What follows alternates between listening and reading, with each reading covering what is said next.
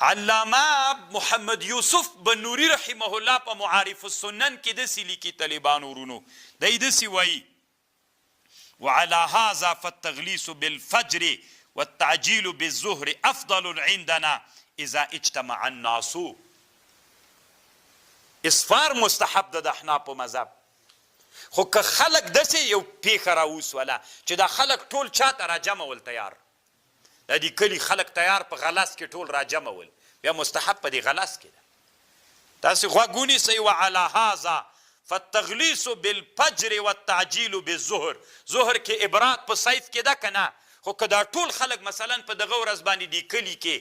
جنازه ولا دا جنازه دفن کړل سوله، خلک راغلل، د کلي ټول خلک په کم وخت کې تیار جماعت کې ناست ول،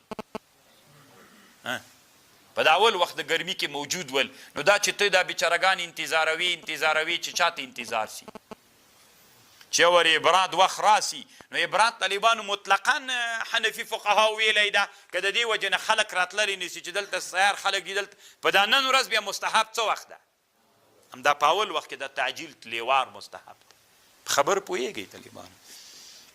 نو ډېر متشددین به د ځان نه جوړوي. بیا خبره خو د وهابیتو د پنجپیریت خبره نه ده، په افضلیتو نه افضلیت کې خبره ده. نحن نقول ان الاسفار افضل هم یقولون الغلس افضل. نو طالبانو لو نعمل على مذهبهم نو څه مشکل به را پیدا سي؟ شنه ټاکو دې ته ناست وي که نه دا بعضې ملایان وهابي سولې کافر سولې ټول عمر دې د مسلمانانو په دې جنجالونو کې تیر کړ. نه وهابي کېږي نه پنجپیري کېږي. طالبانو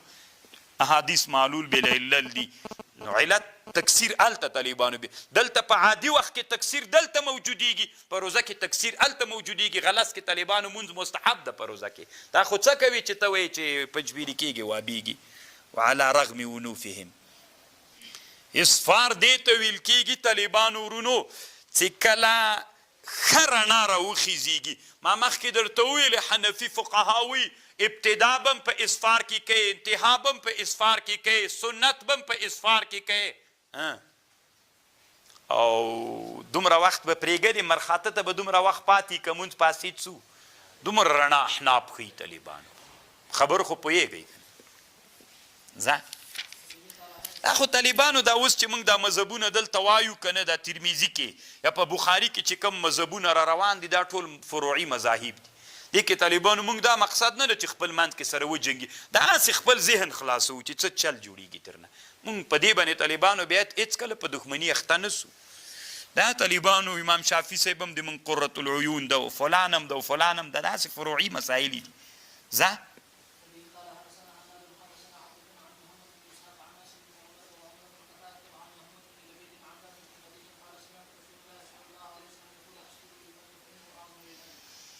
اسپرو بالفجر. طالبانو شافعیان د دې حدیث نه استدلال داسې کوي اسپرو بالفجر، یعنې ګورئ تاسې اسفار بالفجر وکئ، دا معنا مخکې له طلوع نه چې دا طلوع د فجر یقیني سوی نه وي له هغه نه مخکې مونځ مه کوئ. دوی تاویل کوي په دې حدیث کې داسې وایي اسفرو بالفجر، تاسې اسفار بالفجر وکئ. څه معنا؟ چې فجر راوخود یقیني نه یې ورباندې چې ښه یقیني سو فجر، بیا د سحر مونځ وکړه. اسفروا بالفجر فانه عظم للاجر. علامه ابن الهمام رحمه الله په فتح القدیر کې د شوافعو دغه تعویل ته جوابونه کړي، ځکه دا حدیث طالبانو په مختلفو الفاظو راغلی. اسفروا بالفجر فكلما اسفرتم فهو اعظم. كلما اسفرتم طالبانو اسفار خو رڼا ته وایي که نه، کلما اسفرتم کله چې ښه په رڼا کې واقع سولې بیا مونځ وکړه. نو طالبانو د دوی د تاویل چې دا له ظاهر نه بیخي صحیح ده نه. ځه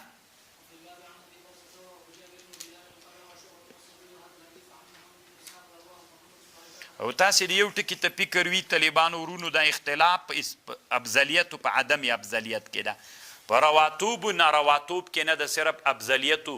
علامه انور شاه کشمیری رحمه الله د خبرې نه داسې معلومیږي چې د امام محمد خبره مختاره کړي. امام محمد رحمه الله چې د خبر امام ابو جعفر طحاوي مختاره کړي، ابتدا دې په غلس کې اوسي، انتها دې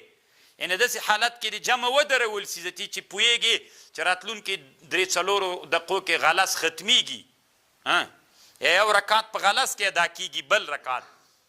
په اسفار کې ادا کیږي ستی به طالبانو په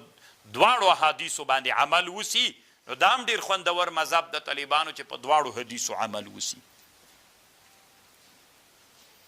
او بیا طالبانو د موږ د احنافو دپاره نور دلایل هم سته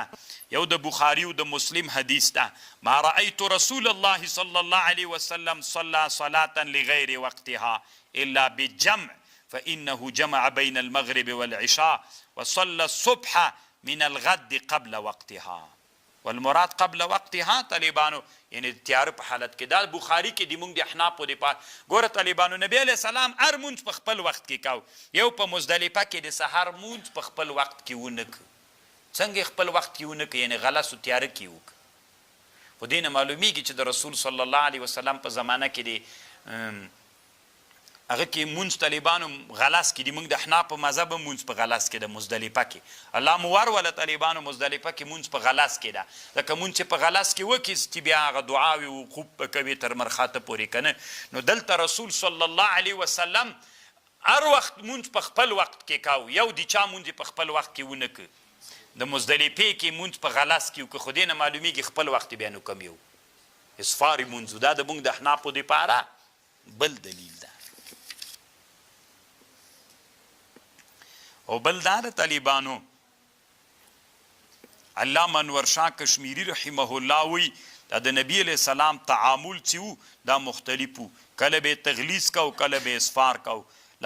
طالبانو خدا د احناف او هغه څه ده یو خو طالبانو تعامل د رسول الله سلام یو تشریع ده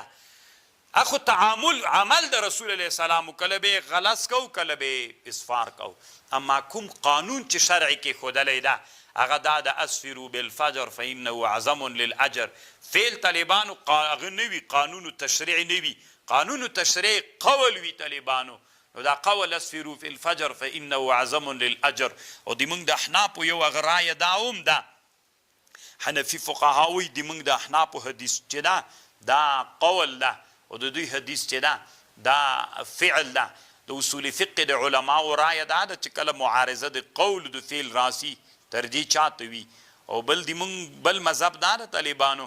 چې د موږ حدیث متواتر ده امام جلال الدین سیوطی رحمه الله په اظهار المتناثره فی حدیث المتواتره په دې کتاب کې دا حدیث متواتر بللی ده او بل دا د طالبانو ورونو د دوی حدیث ته غلط چې دا په اول د اسلام کې احناف علما یو جواب داسې کوي چې صحابه نوي مسلمانان سیو له قیام اللیل سره بلد نه ول نو نبی علیه السلام دوی اول کې چې بلدول هغه به مونځ په غلس کې ورکاو چې له قیام اللیل سره بلد سي که دوی خو د شپې غرق خوبونه وهل د هغه د اسلام نه مخکې زمانه کې نو دا په اول د اسلام کې وروسته دا منسوخ ګرځېدلی ده دا نسخه د طالبانو په ترمیزی باندې یو شارح تیر سوی په هند کې ډېر ښه مولا ده خو غیر مقلد د طالبانو دی وی چې علامه انور شاه کشمیری سے بو عرف الشذی کې لیکلی دي چې د موږ دلیل قولی ده د دوی فعلی ده معارضه چې د قول د فعل راسي ترجیح بچاته ورکوي نو دی وی رد کوي چې معارضه خو به ورکوي دلته چې جمع ممکنه نه وي دلته جمع ممکنه ده جمع داسې ده چې د رسول صلی الله علیه وسلم تعامل په دې باندې په غلس باندې د خلفاو اربعو هغه چې و څه ورته وایي د خلفاو د هغوی تعامل په دغه باندې په غلس باندې نو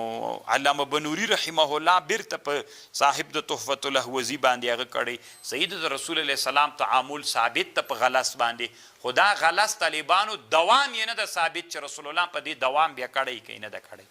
دوام ثبوت نه لري طالبانو ورباندې بس ده